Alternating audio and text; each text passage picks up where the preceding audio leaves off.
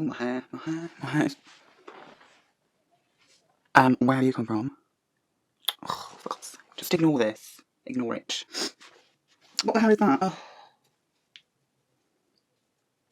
Can you see that? No, hopefully you can't see it. There's a stain on my top because I was just making ramen. Just, if you can't see it, fine, but if you can, just ignore it. I don't think you can see it, actually. Okay. Remember, Tom, slowly and clearly, but not annoyingly slow. Hello, everyone, and welcome to the 15th? 15th? I think it's the 15th. Yeah, it's the 15th. 15th Ramen Talk. It's very exciting.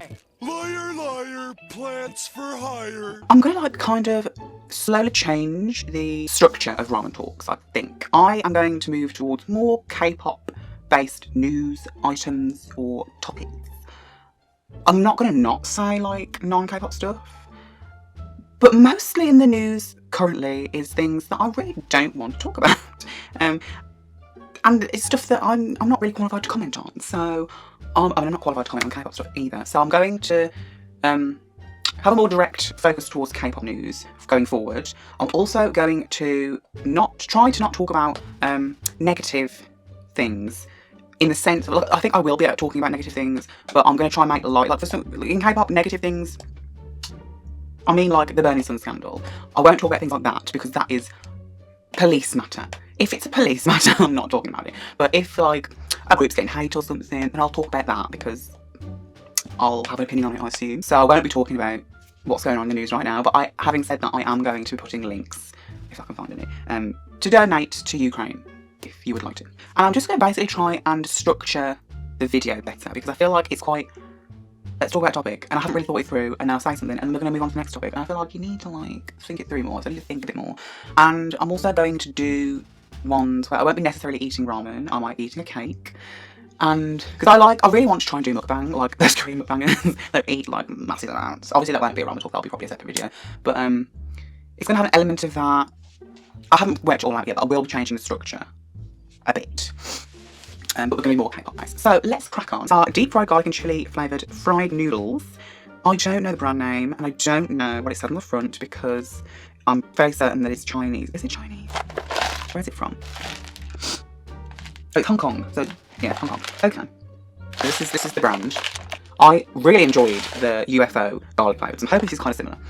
Now, these were quite different because they had a very, very nice set of instructions. I found instructions nowhere on the outside of the packet, so I was a bit worried, but they had a very nice set of instructions on the it's leaking. On the inside of the packet. On the inside of the packet. Here it is.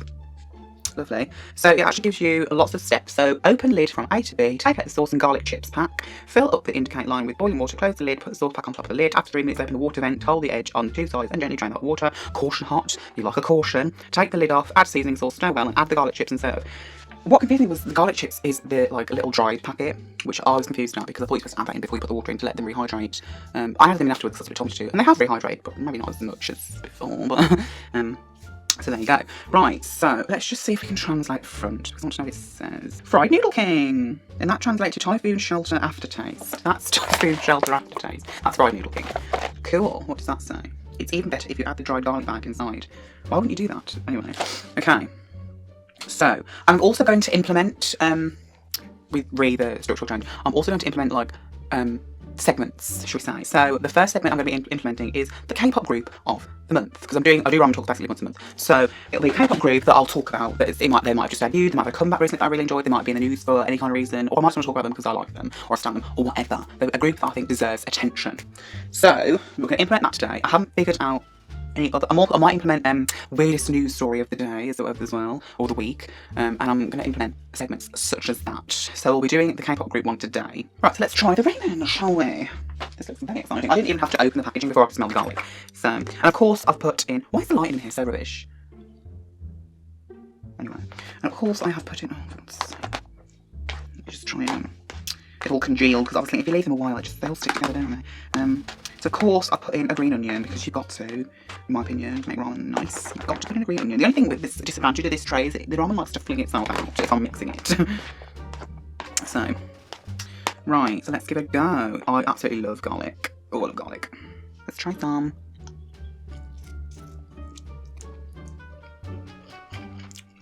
Oh yeah. That's lovely. Next time I'm going to reserve some of the water. Because it told me to literally dump all the water out. I think it'd be a bit tiny, nice with a bit more liquid in. But this is delicious. No spice. Well, there might be a little tingle, but mostly just garlic. And honestly, something like garlic, I'm not going to complain. So. Guys, Stray Kids, obviously in the start of 2022, Stray Kids released a promotional video showcasing what they're going to do for 2022. They've literally almost done all of it. And one of those was another world tour. And guess what? They announced it. What was it? I don't remember when it was. But they announced their second world tour, Maniac. And so far they've got dates for Korea, Japan, and America, I believe. And they're going to say more. I mean, it's a world tour. And England's a country in the world. So, I'm hoping that they come to England. I'm also hoping it's a day that I'm not busy, and I'm also hoping that it's in Birmingham, because if it's in London, I'd have to go and stay the night at a hotel. I'm not opposed to doing that. It just means a lot more. I'm trying these garlic chips. That's very garlicky. Fingers crossed. Never been to a Kpop concert, but I will one day. I mean, it's always in a weekday, and it's always a day when I'm busy. It's always a day, but you can't do it. And you think to yourself, life's cruel. I don't think I've ever been happy. I wanted to quickly talk about Queendom too. So if you don't know, Queendom is a survival show that ran on Mnet, which pits 6 idol groups / solo artists against each other to have a comeback. I have never understood why this was a thing, in all honesty, because pitting successful groups against each other for a comeback doesn't make sense to me. Do you know what I mean? Like, even though they're all successful groups in their own right, someone's fan base is going to be the biggest, and they're going to win, which is what happened. Mamamoo had the biggest fan base, and they won. They were the most popular. They won. Not saying Mamamoo didn't deserve to win, because they absolutely did. It was the same with Kingdom, the boys won, and it was the same with Legendary War. Stray Kids won, because they had the biggest fan base. Do you know what I mean? It's not a competition about skills, because they're all talented. It's a competition about popularity, and I hate those competitions. So yes, and they're doing a Queendom too. Thank God none of the groups I stand are on there. However, I am very questioning their choices of the lineup. So, the lineup consists of Brave Girls. Why? The gist of the show is basically the comeback battle. Between 6 trending girl group acts, in order to determine the real number 1, when all 6 release their singles at the same time. How unhealthy is that mindset, first of all? And Brave Girls have found newfound success, and they are putting that in jeopardy, in my opinion. I also heard, though, in Kingdom Legendary War, that when they were asked to do it, if they said no, that they wouldn't be allowed to perform on Mnet anymore. So I feel like that the groups that were doing this weren't given much of a choice but to say yes. So I don't blame any of the groups. I blame Mnet solely for this. Next group, VVZ. They have literally just debuted. Give them a chance. They're already immensely popular. They don't need this. So, you know, like, it just doesn't make sense. Next one, Luna. Again, they're already really popular. Wooderson, WJSN, Cosmic Girls. Why? What? They're really popular. Kepler, incredibly popular. They've just debuted with Wadada this year. And then Jolin, a very, very popular, experienced solo artist as well as girl group member. I mean, thank God Momoland and Stacey aren't in there, because if Stacey was in there, I'd be writing right now. But it just doesn't make. Yes, make programming, because that's what you do when you're a TV channel. You make programs. But it's like the same with Love Island and everything. This concept is so unhealthy for someone's mind. Imagine the amount of stress they're going through doing this survival show, and then to be told you're at the bottom of the list when, oh, I thought we were a successful group. Yeah, but you are, but the others are more successful, so they're going to win. That's not nice to hear.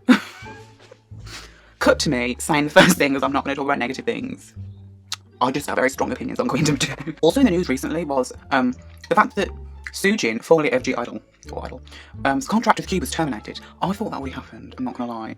So what they're actually saying is, they knew from the get-go when she was accused of being a bully that they were going to remove her from the group, and then they waited a few months to actually remove her from the group, and then they waited even more time, like over half a year, to kick her out of the company.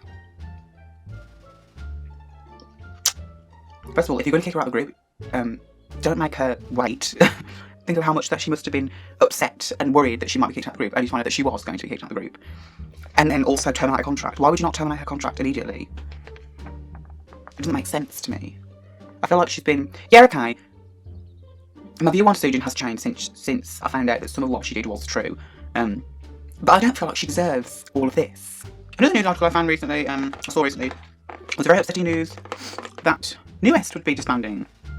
I mean, they're quite well, not old, but senior group compared to other groups now.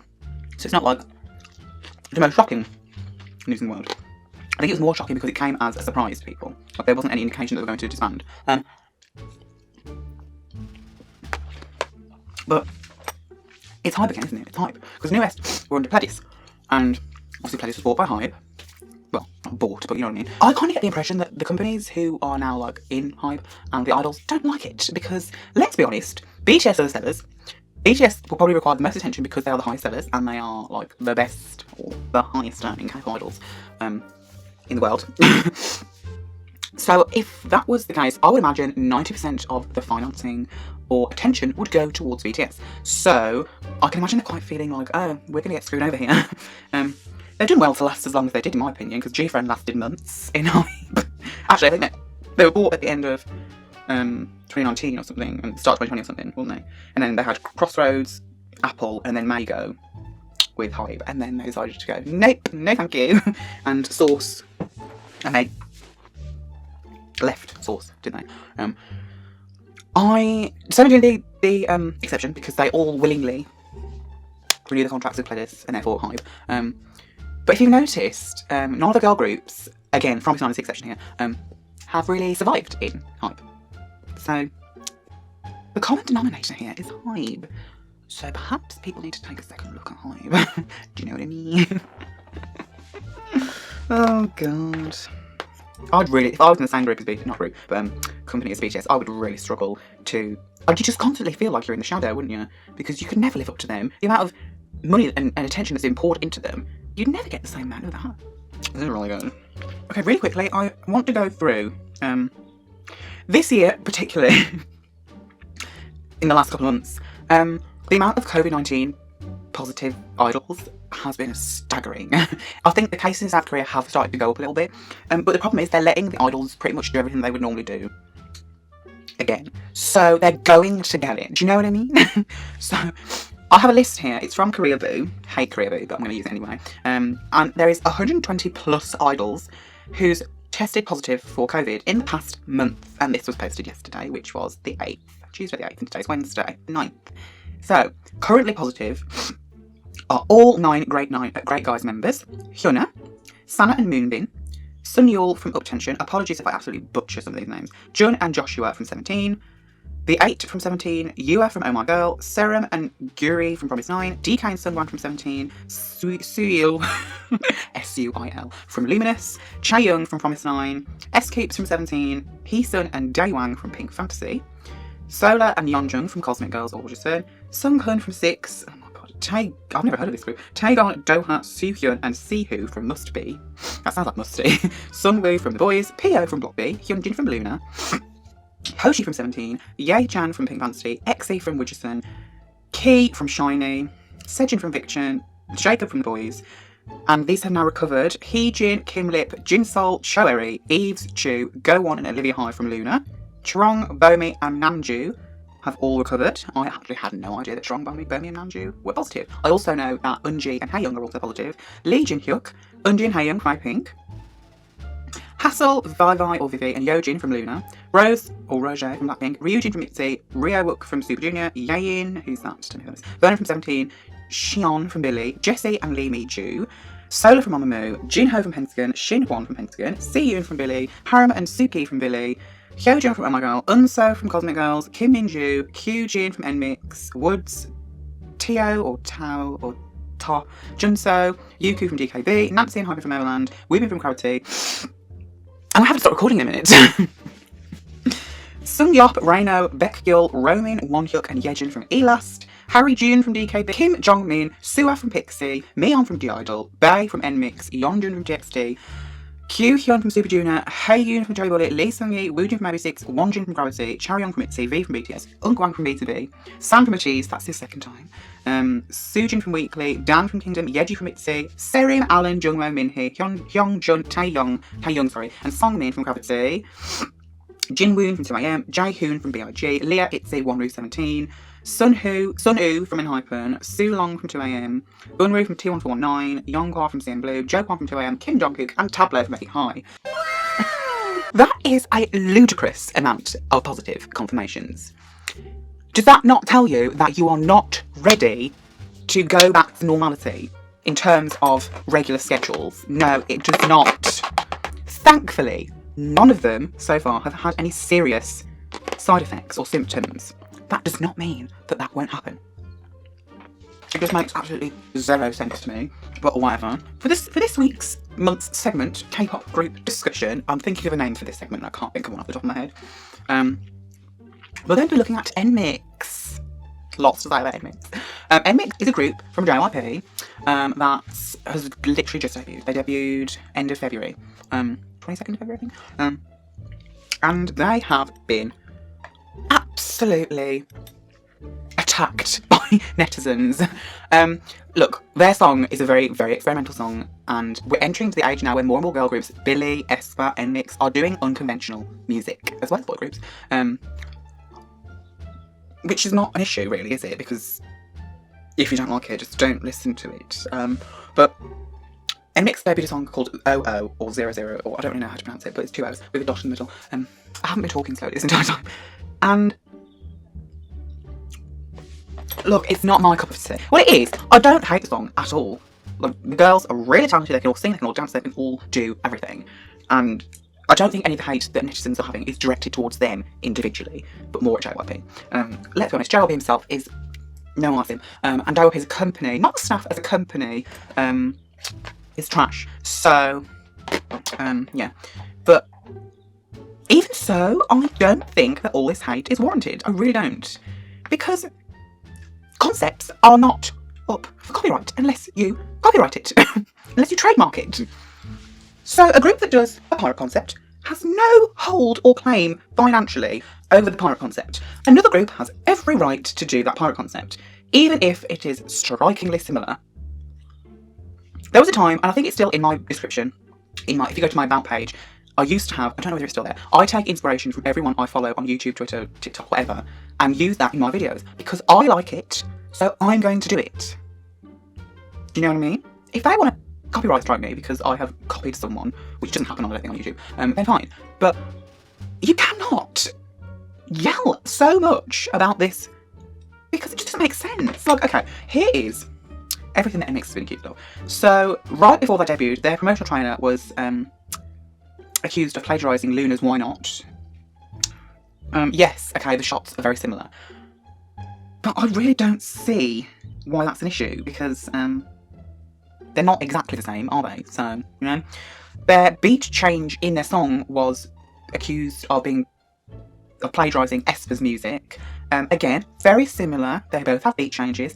I don't think that that is aespa's property, though. All concepts in their music video for 00 were very, very... And this one I see really much. It's very similar to a teaser's concept, particularly the Illusion MV, because the Illusion MV has the pirate ship in the air, and so does 00.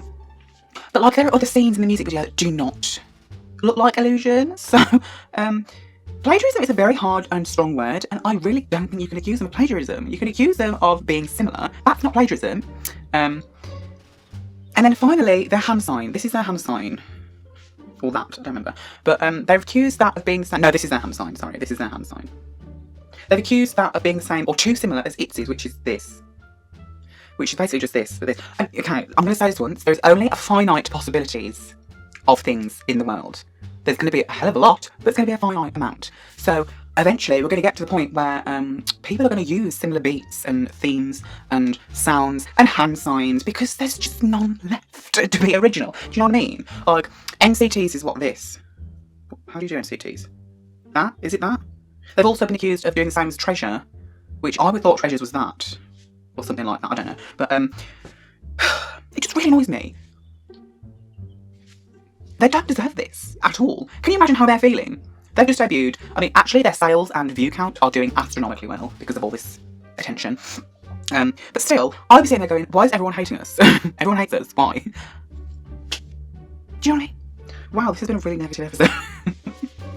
Anyway, but I think Nmixx are going to be a really big girl group. I really think they're going to be really good at what they do. They're going to be good musicians and dancers, and they already have good visuals and good vocals. So I really hope they can rise above the hate and carry on doing what they're doing. And if Nmixx want to stick with the pirate theme, let them. So, you know, comebacks and upcoming comebacks. Now though, I missed 3 months here, so we're going to have to just do this either quickly or miss loads out. Right, so January we've had Up Tension with their 10th mini album, Blitzers with their first single album, Who on Harmony with Disharmony, Find Out, I don't know what it is. Got the Beat, which is the girl version of Supreme. Woozy did a solo song, and Kepler debuted with Wadada. Wonwee also did a second mini album. Woo-ah had a digital single album, Heike debuted, Omega X came back, Trends debuted, and Woodson Chomi came back, as well as Alexa. And Hypen, first full album repackage. Mirai, their third album. Hyolyn, Max, or Changmin from TVXQ. Devil, I like the B-side track called Fever. Momoland finally had a comeback with Your Me Love, that's amazing. Ween, second mini album. Taeyeon, third full album pre-release. Promise 9, fourth mini album, Midnight Guest, DM, I love that song. Chue Yenar, former ISO member, solo debut, Smiley. Jinjin and Rocky, first mini album. AB6 special album, Drippin, third mini album. Bam Bam, second mini album. Yuju, first mini album, Rec, title Play. Love that song. Victim, third single album. Moonbyul, third mini album. Lunatic, love that song. Luminous, mini album. BM had a single. Mark Twain had a single. Nature came back with Rika Rika, which was heavily accused of cultural appropriation. Pentagon, 12th mini album. 101 digital single. And a tease with a Universe music single, Don't Stop. February was a good month, not gonna lie. Right, we had Red Velvet. Actually, that didn't exist. Red Velvet was supposed to come back with the first full album in Japan, Bloom, which does not exist. I can't find it anywhere. Who else? Right, One Pill, first full album, Pillmography. We have Vivizy debut, first mini album, Being Prism. Moonbin and Sana, second mini album, pre-release. Epic High, 10th full album, Christ. A-Pink, special album, Horn. We all know how I feel about that. Taeyeon, third full album, Invu. Treasure, first mini album after like a year of not doing anything. They're under YG, so what do you expect? First mini album, Second Step, Chapter 1, and they got their first win with that, I believe, which was Chick Jin. Wonho came out with a single album. Stacey, second mini album, Young Love. I'm still waiting for that. I think it's coming by Friday, but I'm really hoping it does because I want to unbox it so badly. B2B, third full album. And Hype and digital single album. Nmixx debuted. T1419, first mini album in Japan. Billy, second mini album. Craxy, second mini album. Dance with God, I really like that song. Sword, another digital single album called Sharp Objects, I like that song as well. Super Junior released a special single album. Rocket Punch came back with their fourth mini album, Yellow Punch with Chiquita, and I love that song so much. Okay, now we're on to March. Right, so far this month we've had Cherry Bullet released second mini album, Cherry Wish, Love and Space.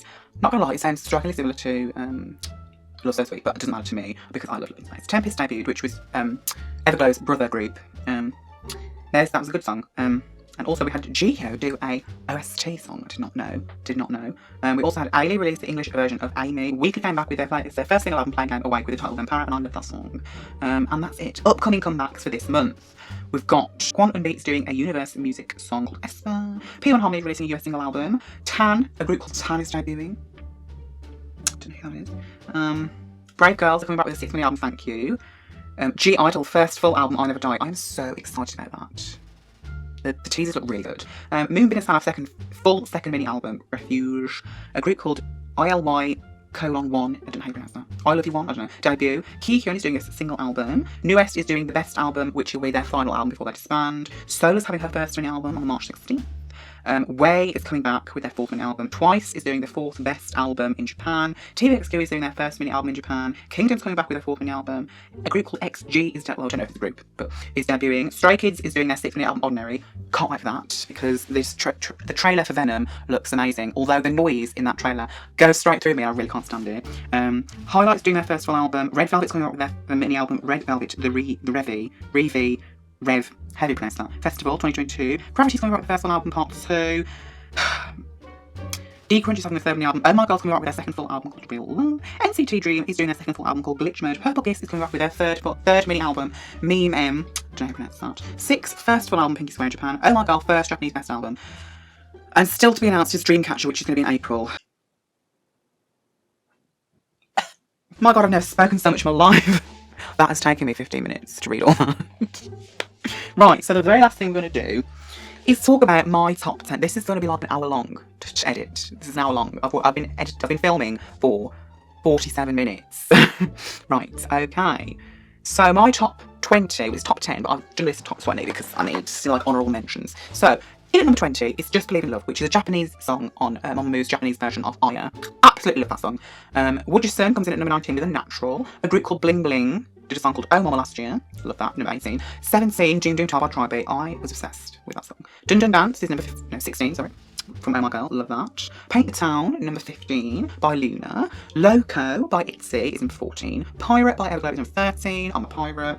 The Feels, which is Twice's first English single, is number 12. 11, Strawberry Moon by Twice, which was the B-side to their Kura Kura Japanese single. And I was obsessed. In at number 10, so top 10 now. Top 10, this is top 10 of 2021. Fire Saturday by Secret Number. Well worth the wait, I thought. Number 9, Fireworks by Tease. Absolutely love that song. Number 8 is Zombie by Purple Kiss. I was really surprised. I didn't think they were going to release something like that, and I was just really, really excited for it. Number 7 is Savage by Esper. Next Level and Savage. Next Level would probably be number 21 because it was so close to being in the top. But Savage I like just a little bit more. Number 6 is Bugaboo by Bugaboo. Again, that debut song was amazing. Talented people. Number 5, Siesta. Again, well worth the wait. Ricky hadn't done anything for a year, and Siesta was just amazing in my opinion. Right, number 4, Thunderous, because how can you not? Number 3, Stereotype, because oh my god, that deserves a win, and it would rightfully got one. Number 2 is Perfect World, which is the title track of Twice's Japanese album last year, Perfect World, and that was amazing. That was my favourite Twice Japanese song ever. And then at number 1, obviously, last year, don't know why I didn't get a win because it's a totally deserved one, but number 1 is ASAP by Stacey. And that was my top 10. I've already had my lunch, but like, I don't even care. Do you know what's really annoying? I've decided this year I was actually going to do Lent. And this year, like, crisps and sweets. Finished, by the way. Crisps and sweets are my downfall, and I've decided this year I'm going to give up crisps and sweets for Lent. And it's 1 week in, and I forgot that I ordered the new prawn cocktail What's-It, because I used to have them as a kid, and they were my absolute favourite thing in the world. I ordered some because they brought them back, and now I can't have any until April the 14th when Lent ends. I'm going crazy because I want some. Anyway, I'm going to go because I've been talking literally non-stop for 51 minutes, so and I need a drink because the amount of garlic on my tongue right now. I love garlic, and that was just really garlicky. Okay, bye.